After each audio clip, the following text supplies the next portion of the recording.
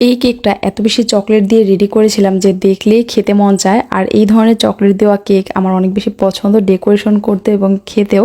আর যারা চকলেট পছন্দ করে তাদের তো এই ধরনের কেকগুলো অবশ্যই পছন্দ হবে। এই কেকটা ডেকোরেশন করতে কোনো রকমের নজল লাগবে না, কোনো রকমের স্কিলও দরকার নেই যে একদম স্মুথ ফিনিশিং হতে হবে বা অনেক কিছু জানা লাগবে, এরকম কিছুই না। যারা একদম ডেকোরেশন করতে পারেন না, সিম্পলের মধ্যে কিছু গর্জিয়াস করতে চান, তারা আমি আশা করি এই ভিডিওটা তাদের অনেক উপকারে আসবে। কারণ অনেকেই আমার ভিডিও দেখে বা ডেকোরেশন দেখে সেগুলো ট্রাই করে, তারা রিক্রিয়েট করে এবং আমার সাথে ছবিগুলো শেয়ার করে।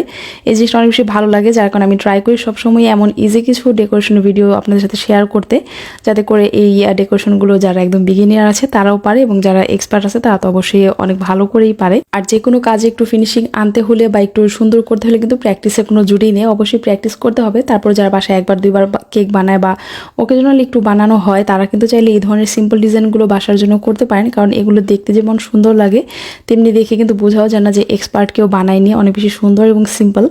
তো কেকটা আমি এখানে ক্রাম কোট করে নিব প্রথমে। এর জন্য কেকের লেয়ারের উপরে আমি ক্রিম দিয়ে তার উপর একটু গানাশ দিয়ে দিচ্ছি। আর কেকটাতে আমি সুগার সিরাপ দিয়ে নিয়েছিলাম। সুগার সিরাপ দেওয়ার পর আমি একটু চকলেট এখানে ইউজ করেছি, যাতে কেকটা খেতে আরও বেশি চকলেটই লাগে। কারণ যে আপুটা এটা অর্ডার করেছিলেন উনি বলেছিলেন যে একটু এক্সট্রা করে চকলেট যেন আমি দিয়ে দিই, আর উনি অনেক বেশি চকলেট দেওয়া কেকই চাচ্ছিলেন। তো এইভাবে আমি কেকটা রেডি করেছিলাম।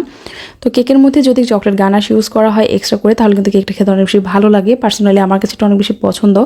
আলাদা করে চকলেট চিপস বা চকলেট কুচি ভেতরে দেওয়ার চাইতেও এরকম করে গানাশ করলে আমার কাছে এটা টেস্ট বেশি ভালো মনে হয়। সেই সাথে আপনারা যদি আরও বেশি ভালো টেস্ট করতে চান, তাহলে চাইলে হুইপ ক্রিম যেটা আমরা রেডি করি সেই ক্রিমের মধ্যেও গানাশ দিয়ে রেডি করে নিতে পারেন।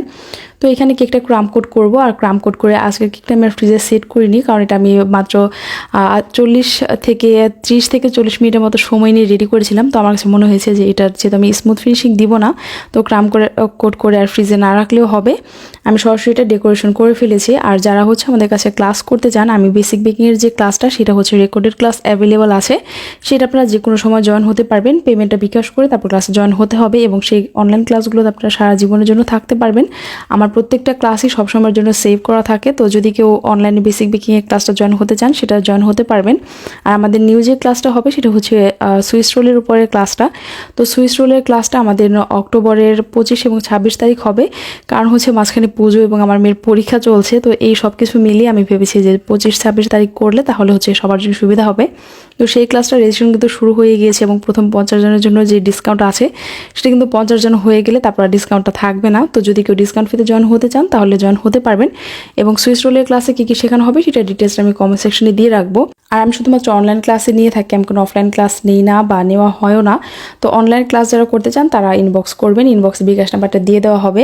আর এইখানে কেকটা আমি ফিনিশিং দিয়েও এটার উপর আমি সাথে সাথে গানাশটা দিয়ে দিয়েছি। আর গানাশটা আমি একটু আগে রেডি করে রেখেছিলাম যাতে করে এটা সেট হয়ে যায় এবং আমি কেকের উপর ইউজ করতে পারি।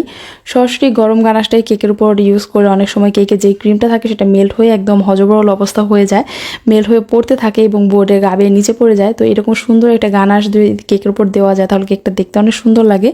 এখানে আমি 1:1 রেশিওতে গানাশটা করে নিয়েছিলাম। তারপর এখানে আমি কেকটা একটু 10 মিনিটের জন্য ফ্রিজে রেখেছিলাম যাতে করে এটা গানাশটা সেট হয়। এর উপর চকলেট শেভিংসগুলো ইউজ করলে যাতে গানাশটা পড়ে না যায় বা এগুলো মেসি হয়ে না যায়।